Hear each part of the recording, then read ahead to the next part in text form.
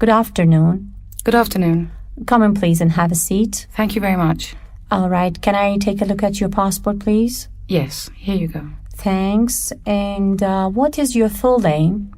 My name is Sarah Akbari. All right, Sarah. What is the meaning of your name? I think Sarah means pure and innocent. However, this is an international name, as I've heard it in many other languages as well. All right, Sarah. Do you think your name is important to you? Do you like it, or you would like to change your name? Well, I've never given it much thought. I think that must mean that I'm quite content with the name I have. Although it's quite a common name, I am nonetheless happy with it. All right, Sarah. Please describe your daily routine. Well, I'm a university student in my second year. My daily routine during the week would consist of me waking up quite early in the morning. I'd say about 6 o'clock. From about 6 till 8, I'll get ready. I'll have my breakfast. If there's any work that needs to be done before attending class, I'll try and fit it in there.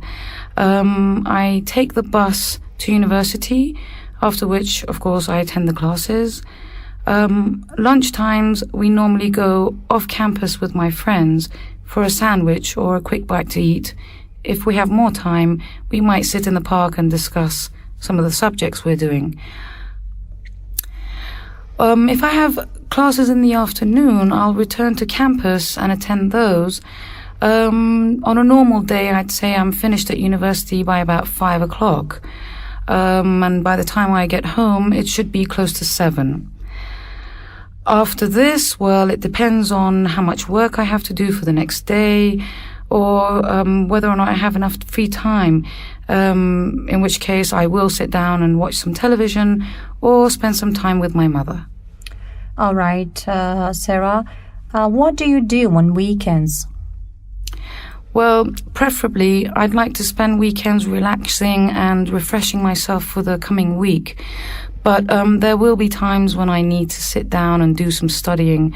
Maybe I've fallen behind on a certain subject, or I need to do some research. But I do prefer to relax, spend some time with my family, maybe go out with my friends, and generally feel rested for the following week. Okay, thanks, Sarah. What are some of your hobbies?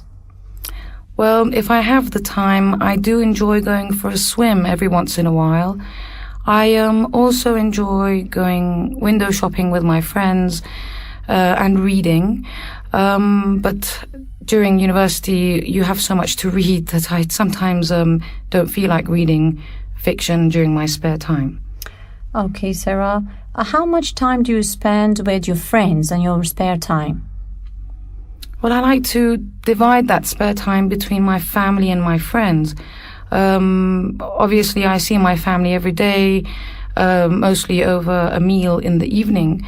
Friends is not so. Of course, my university friends I'll see during the day if we have classes together. But other friends, it's difficult to catch up on a regular basis. I'd say I wouldn't mind spending one day a week catching up with my friends and seeing what they're up to and exchanging our weekly stories.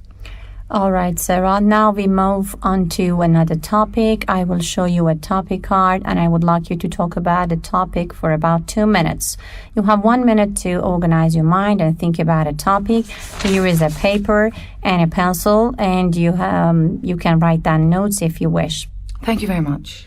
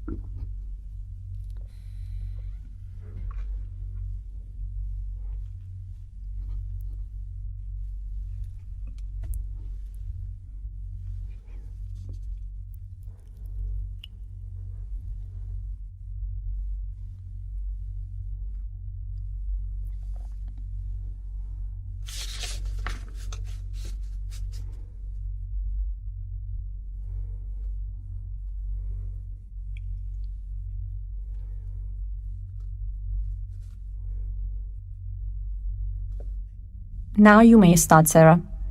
Thank you. Well, my favorite photograph has to be one taken of my father many years ago. I think it must have been even before he married my mother. It's a very quaint photograph of him sitting in a tree with a very playful look on his face, and all his friends and colleagues standing under the tree. And I think wondering how on earth he got up there in the first place, but they're all very amused and they look like they're having a very good time. I didn't actually obviously take the photograph myself. I'm imagining that it must have been one of my father's friends or colleagues on the university campus he was working at during that time. But I have to say it's a very candid photo and it really captures the moment and my father's very playful nature. This photograph, of course, is even more special to me since my father is no longer with us, and this really reminds me of how he was when I was a child and how wonderful it was to be around him. Thank you, Sarah. Now I would like to ask a few more detailed questions. How can someone take a good photograph? Well, I do enjoy photography, but I'm in no way a professional photographer. I'd have to say a good angle, the right subject. I think light is very important. Obviously, well, it would depend on the subject as well and location. But I think there are many different aspects involved in taking a good photo. Do you prefer to keep a film or a photograph? Well, you have to consider them both, really. Photographs are obviously moments in time that have been captured, and you can take them out at any given time and have a look at them and feel those emotions again and see the happiness or whatever the occasion was and what feelings it induced in the people in the photograph or the subject of the photograph. Film has its advantages of being more real, having motion and movement and also sound. But on a personal level, I think there's something magical about a photograph that will never be about a film. Do you prefer a black and white photo or a colorful one? Again, that depends on the subject matter. I think portraits are more beautiful when they're black and white, but some landscape and sceneries are obviously all the more breathtaking because of the color. So it would be a shame to take the photograph in black and white.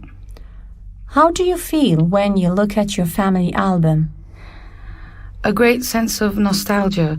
I absolutely enjoy going through my family albums and looking at my parents and relatives from even before I existed. I like to think what they were thinking then and how they felt.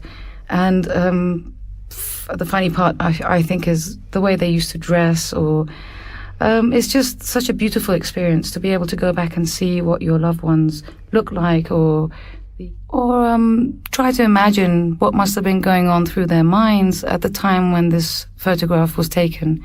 It's a lovely experience. Thank you very much, Sarah. Have a nice day. That is the end of the speaking test. Thank you very much.